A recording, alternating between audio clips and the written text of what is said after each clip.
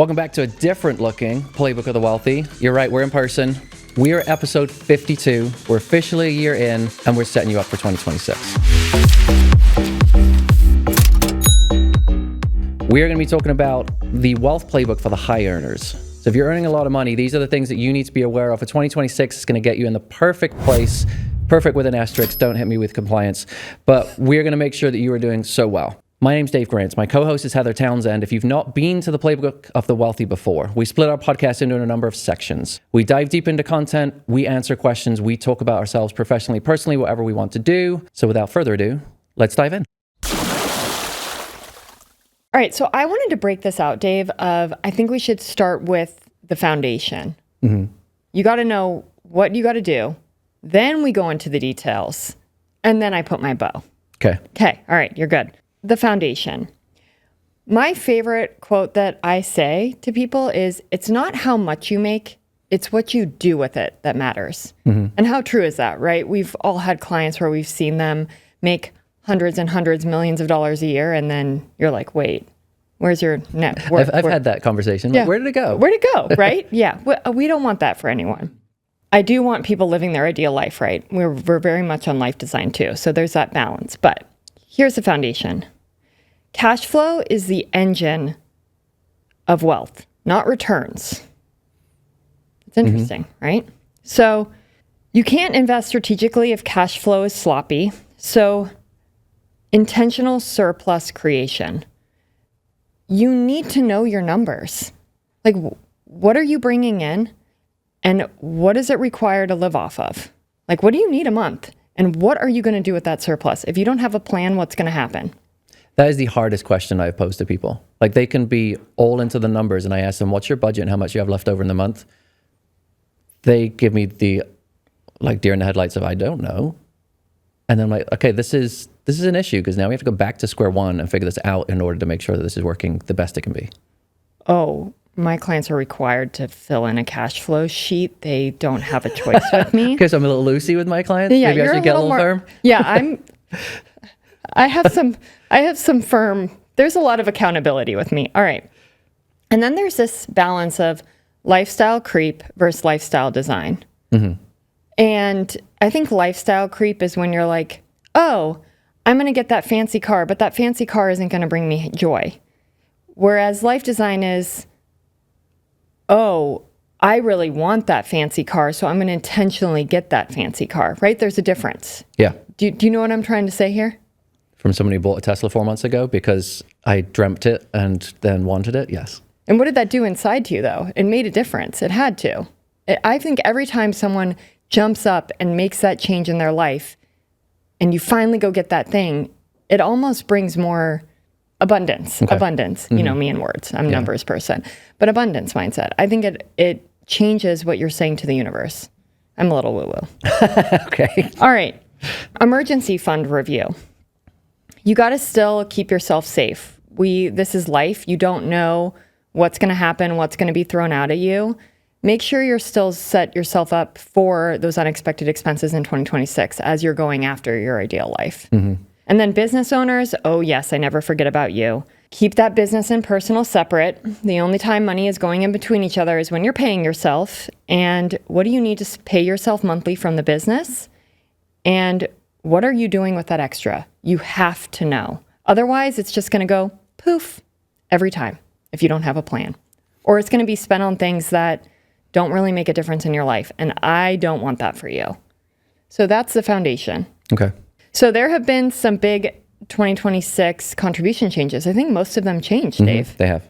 All right. So if we're looking at this graphic right here, all of your contribution amounts are going to change going into 2026, assuming that you are maximizing your contributions.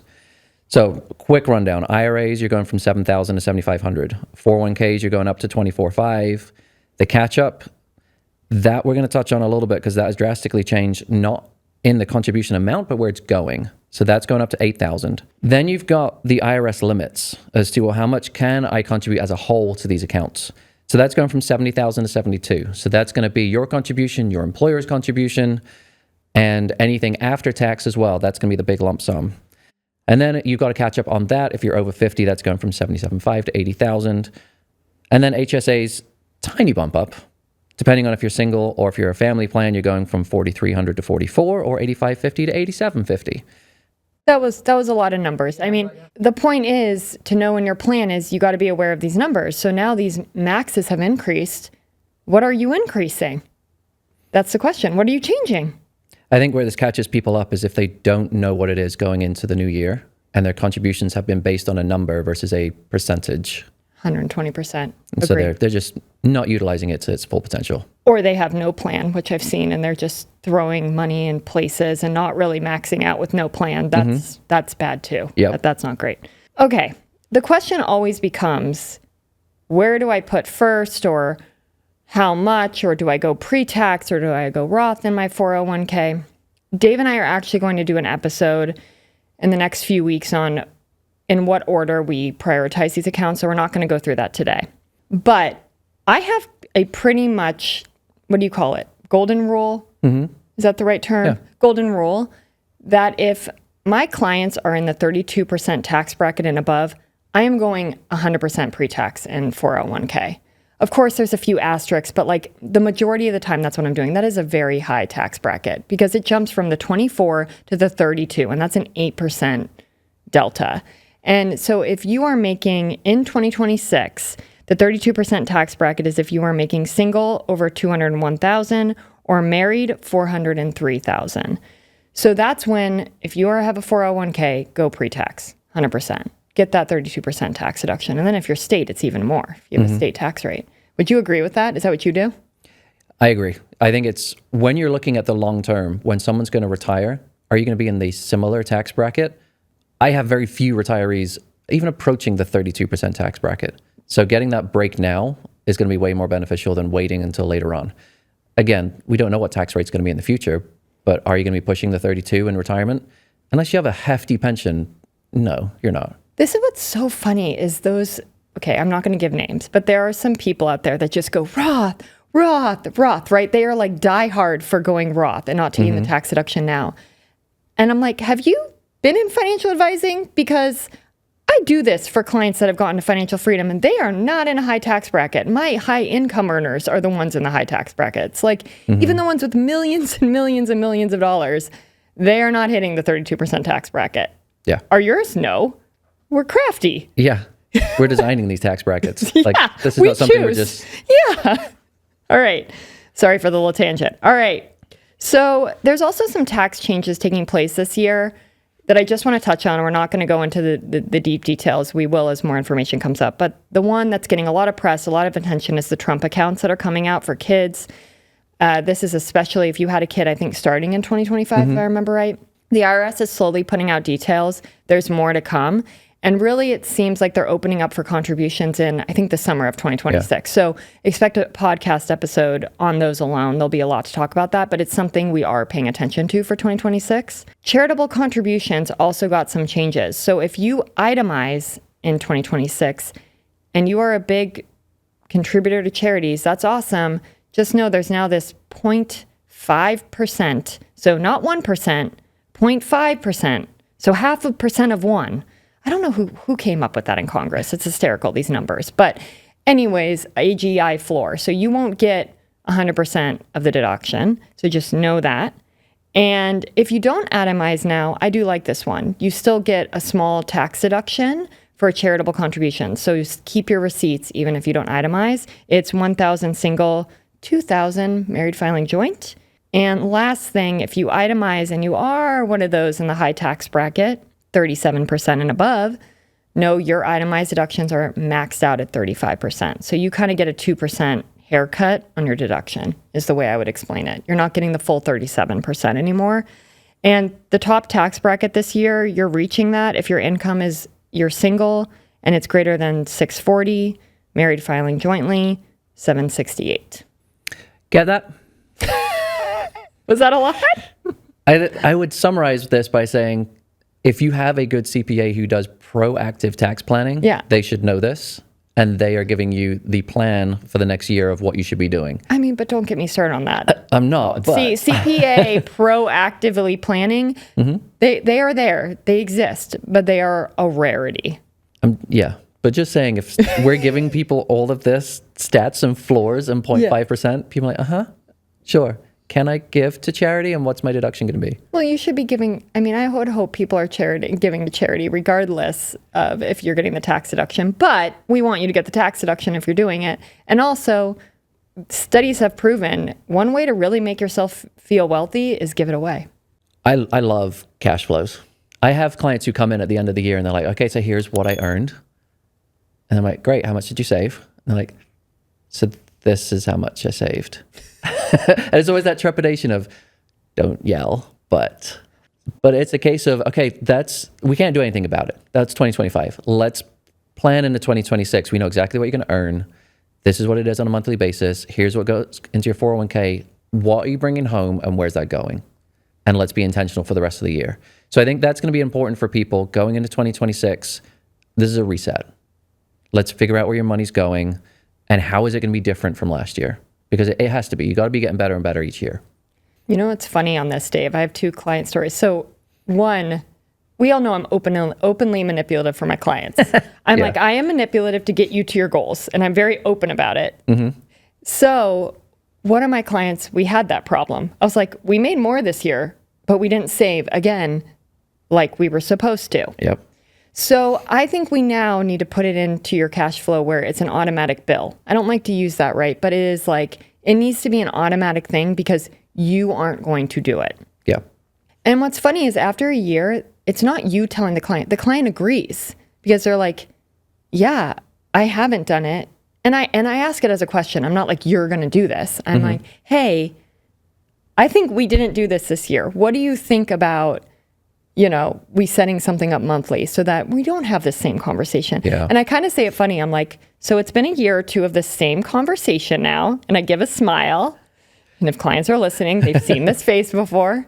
And they agree. Like clients they don't enjoy, at least mine don't enjoy telling me like, yeah, we didn't meet our targets this year. And so I think that's also the great part of like having clients for a long time is you kind of start learning their behaviors and and then they see their own behaviors too because they now have a mirror. Mm-hmm.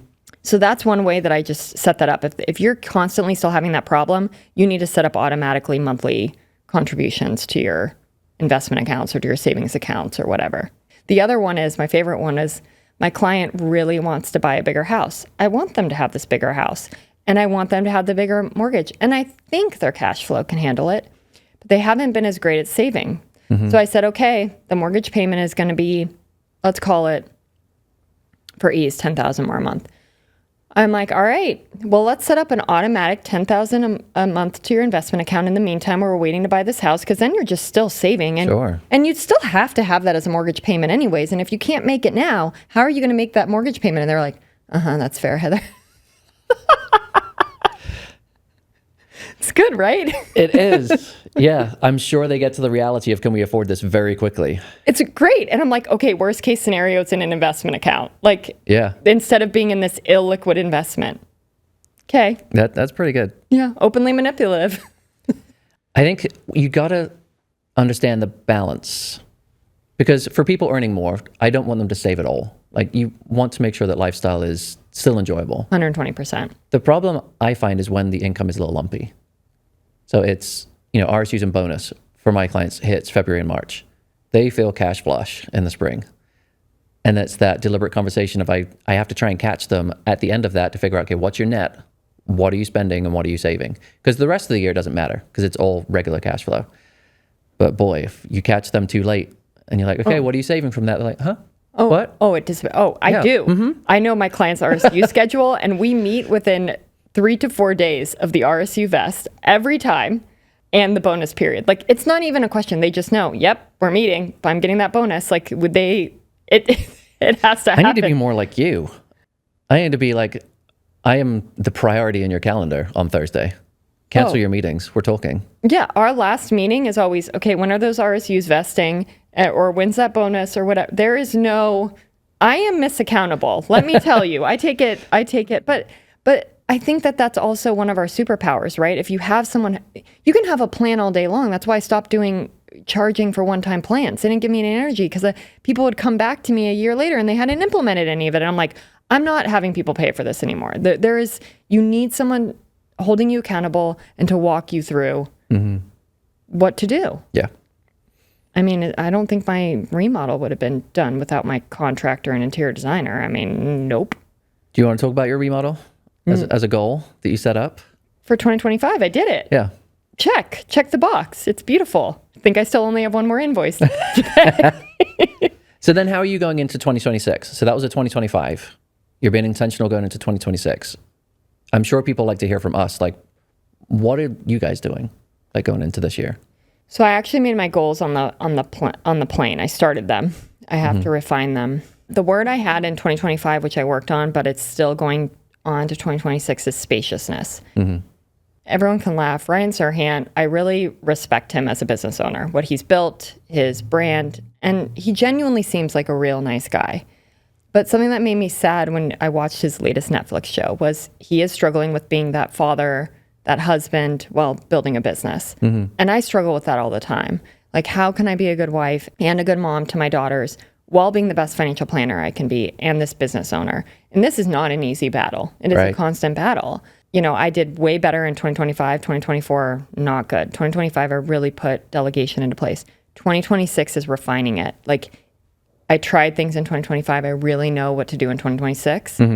So spaciousness is still creating more spaciousness, and so that I have more time for strategic planning and thinking with clients. And I just want to live more in 2026. That's mine. So how are you doing that deliberately with your personal finances, going and making that into a goal? Well, more of my business profit is going to be reinvested into people. Okay. Into delegation, even more than I am now. To free up that time and get that spaciousness. Because I'm on this 10X is easier than 2X, Who, Not, How, and Buy Back Your Time. Those are my 3 books. I read all 3 of them, go in that order, and I am on that mission. And so I have to delegate. I have to create spaciousness because I don't want to look back. My girls are this age, and I don't want to look back and be like, dang, I didn't really enjoy it. I worked too much. Yeah. So but I don't want to give up my baby. My business is my baby, and I love my clients. So it's like, where's this balance?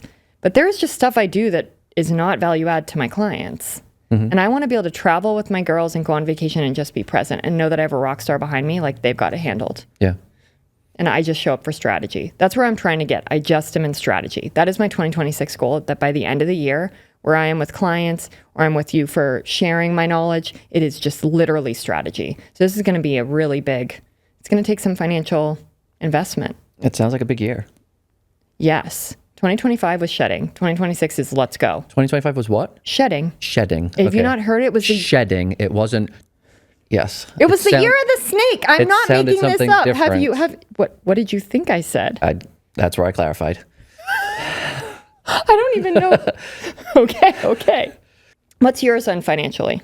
So we set a goal in 2025 to stop all of our long-term savings and put it into our house, because we had some big remodeling goals that we wanted to get to and didn't really have a picture about how are we going to do this and still save for all our other goals. And it was talking to various people, including yourself.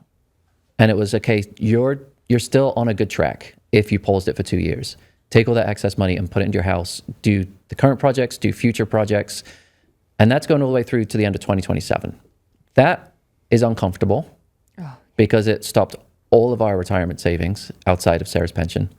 And I'm telling people to save for retirement. And then I look back and I'm like, am I? No. But it's that short-term pain to fix a problem that is our house and it's not the way we want it to be, but knowing that it's going to change from 2027 onwards. But this is the value of the advisor. It's to remind you, and I will remind you live so people can hear it, like, you don't need it. You're ahead. And there's like, not many people have a pension like your wife's going to get from the Chicago system. Knock on wood. Yeah. Yes. Like, it's a very different situation. And your kids, I mean, Eli's going to college in 2.5 years. Like, you want to enjoy the house with your kids now. Yeah. Like, this is the time. And so, again, the value of an advisor. All right, moving on. And I should preference, mine's a little different. My crazy goals are, I'm trying to reinvest in my business while still meeting my 20% target because, my husband has early retirement dreams. So I'm just doing all the things. Good luck, Alex. I know. What? What? You're going to work him to the bone. Like, you wanted to retire this year? Let's make it next year. Wow, Dave. Yeah, I don't know how you feel. I don't know how I feel about that. All right. I think where we're going with this is what I have seen with my clients, and I don't know about you, Dave, but when people are intentional of their goals, and I don't mean like, oh, I just want to feel financially free. That's not a goal. That's a start. What is that?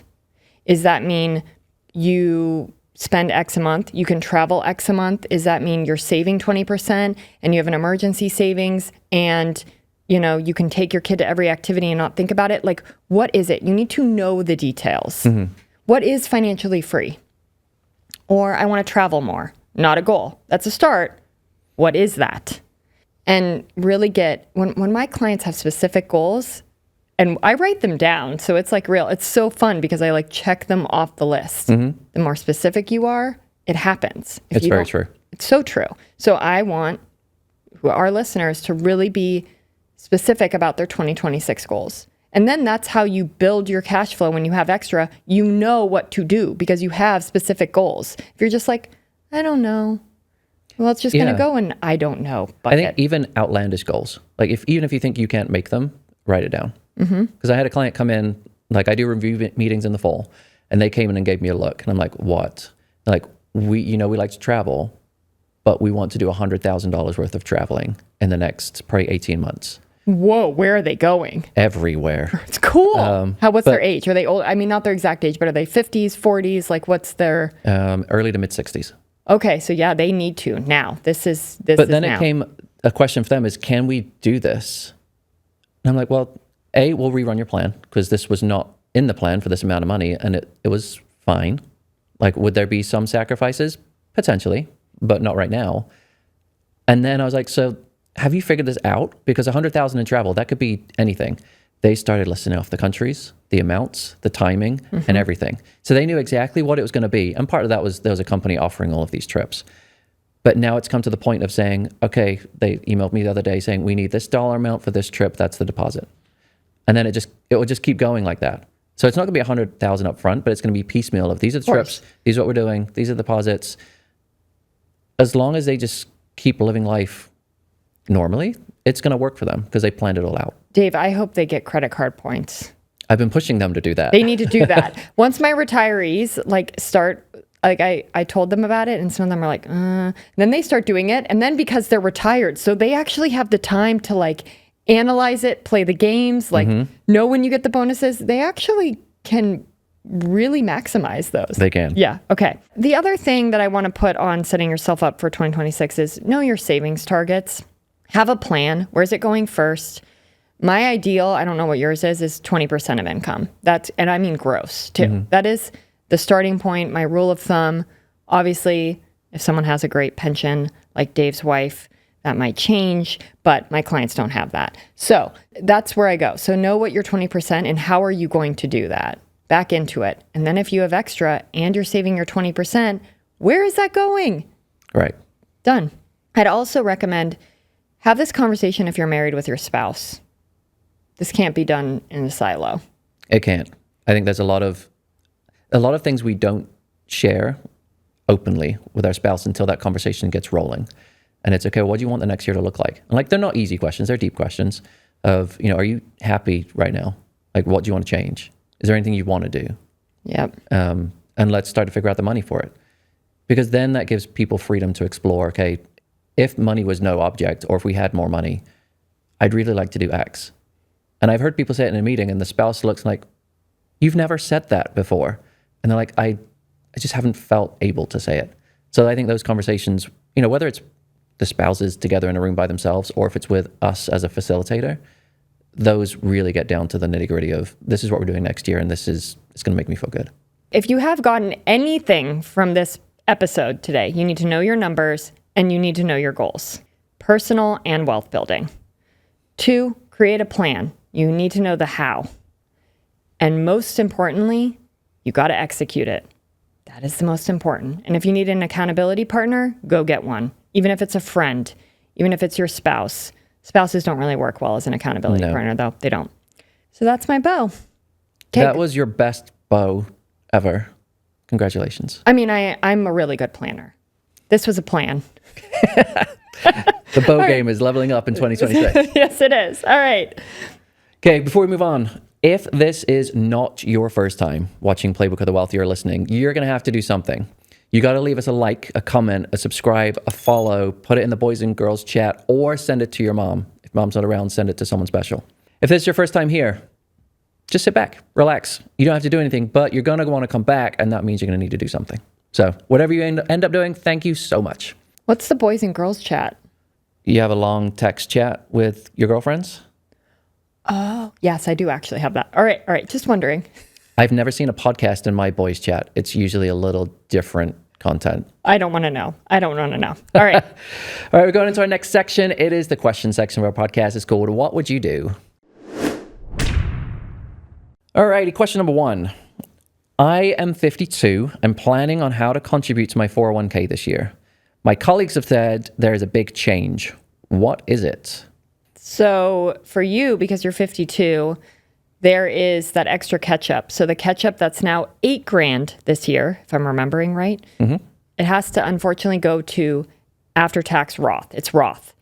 And so you don't get a tax deduction for it. Still your employee contribution of 24 this year, 24.5. Go look at the graphic. Yep. I wasn't saying you, but yes. 24.5. I'm getting used to the new maxes. That still can be pre-tax, but your 8,000 has to be Roth.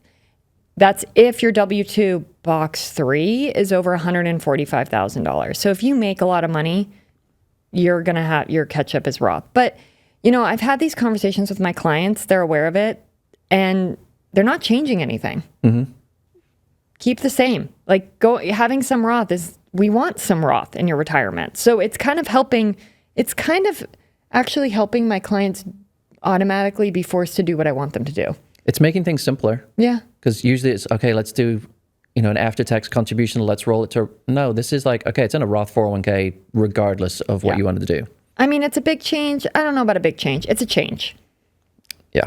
In the last year, I received a signing bonus for a new job and my annual RSUs. I didn't intentionally save them as I did some bigger ticket items to pay for. I'm familiar with that. With my RSUs next year, how can I be more intentional in saving the proceeds? Awesome. You want to be more intentional. That's step 1. It is. This is something I go through with clients of, okay, did it work last year? Maybe not. Before you even get the RSUs, we need to figure out what your net is going to be and what percentage of that net amount is going into savings versus you do a big ticket item or whatever you're going to do. No deviating from that plan, regardless of what happens. Did you just say no deviating? Yeah. Oh, good luck with that. So it's going to be, yes, your RSUs that say they pay out $100,000. Tax bill, percentage of the rest is going to savings. The rest you can spend. Yes. If you don't keep to that, I will be on your doorstep. Yes. And this is like, good job. You're going to have some extra, like do some life design. Don't just like go buy something that's not going to give you value. Exciting. I love the lump sums. Okay. All right. Question number 3. One of our goals is to donate more to charity this year. Is there a way to donate if we don't know exactly where we'd like to give the money?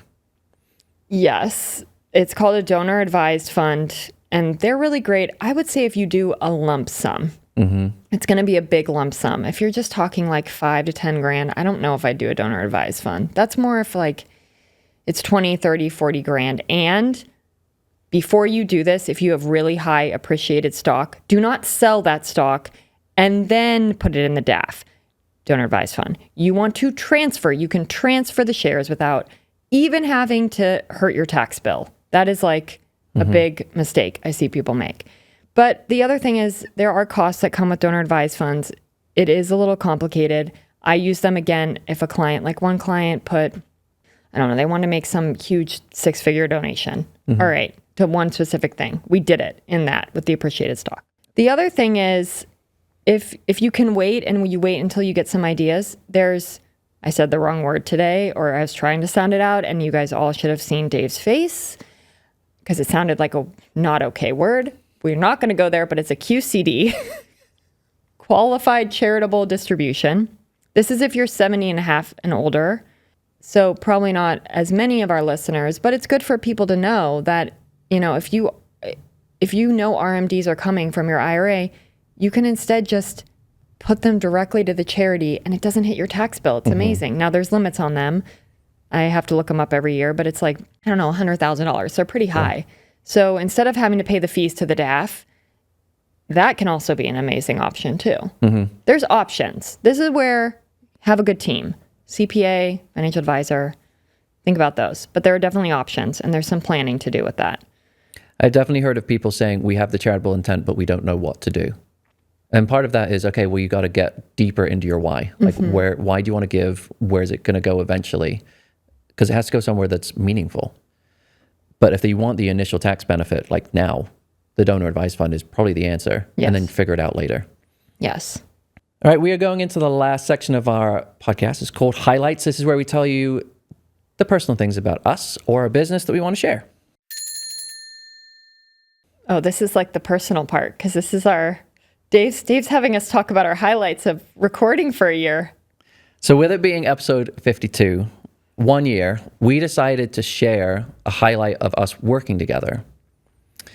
It's going to get emotional now. I know, Dave talked about it. I'm actually nervous. This is the most nervous I am right now. I'm like, what is he going to say? Oh, boy. So I think the last year I've been the editor of the podcast. Yes. Hasn't he done a great job, everyone? So it's been, thank you. So it's been, I've edited videos for the last 15 years. This has been a journey of exploration of how to edit, how to do it better. But I've never done it with someone.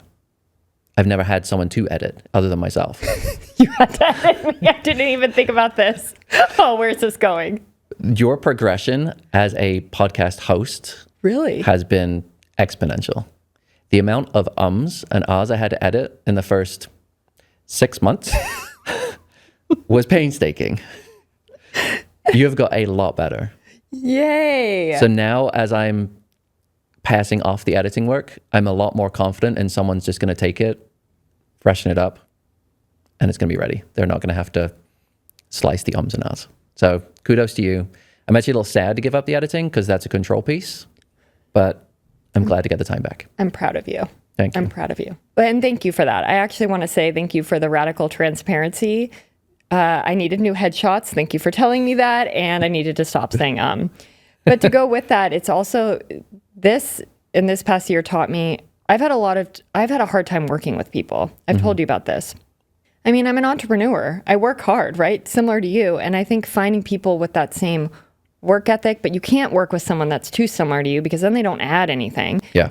And, I was nervous. We had a good friendship. I'd say we have a much deeper friendship now, but, it was a risk. And we went in eyes wide open and I was like, wow, I actually work well with someone. It's the type of person. And you taught me that there are partnerships that are possible. And I mean, we couldn't be more different. I was thinking about this today as I was putting my mascara on. I was like, Dave likes the simple life and I like the champagne problems life. Like that, like we couldn't be more different. And it's not a bad thing. It's actually like really when we blend it together, you're like, get it done. And I'm like, well, can we perfect it here? And you're like, Heather, that's too much. And I'm like, no, but we're going to tweak it this way. And then it comes out beautifully. I don't know. It's just, I think it's been really cool to learn that I can work well with someone. That's good. I have not worked with too many people, so I would agree. Can I give someone the example of the simple life versus the Heather life? Yes. And I'm going to break the fourth wall. Heather went to a Chicago bar downtown, asked for a bottle of wine. Not a bottle, No, a glass. a glass. A glass. But you asked where the wine was from in a Chicago bar, and the woman said, we have 2 bottles. And I was just like, oh no, we're not at a wine bar in Scottsdale. And I did not order wine. I got soda water. All right. Well, thank you for listening to this episode of Playbook of the Wealthy. You can listen to wherever you listen to podcasts.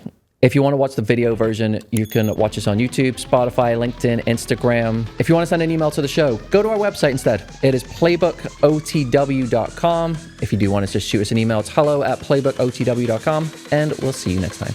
Toodles. All opinions expressed by Dave Grant and Heather Townsend are solely their own opinions and do not reflect the views of their respective wealth management firms. This podcast is for informational purposes only and should not be relied upon for investment decisions. Nothing in this material constitutes a solicitation for the sale or purchase of any securities. Clients of Retirement Matters and Townsend Financial may maintain positions in the securities discussed in this podcast.